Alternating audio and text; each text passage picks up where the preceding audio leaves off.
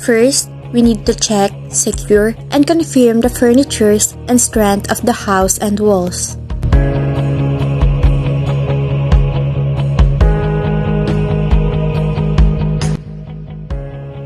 Prepare an emergency bag in case that earthquake may occur. The emergency bag should have radio, first aid kit, bottled water, flashlight, batteries, medicine, and foods. Those things that we might have to need in case of emergency.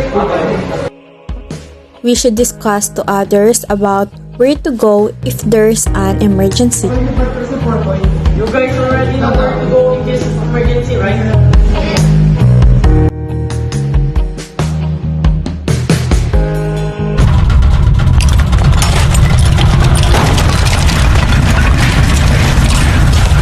During an earthquake, duck,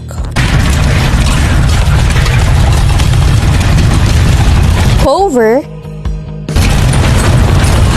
and hold. Stay away from windows and tall buildings.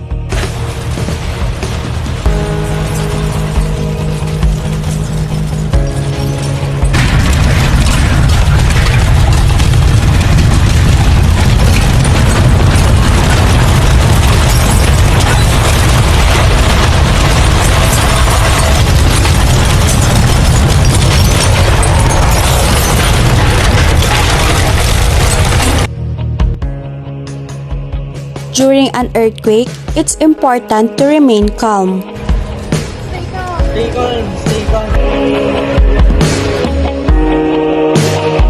Be aware and expect aftershock. Stay still. Aftershock may occur. Call an emergency hotline and seek for help. I'm going to call 911.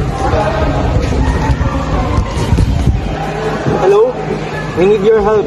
We're at area 432. Once that the emergency personnel arrive, follow them and they will lead you to an evacuation area. Follow me.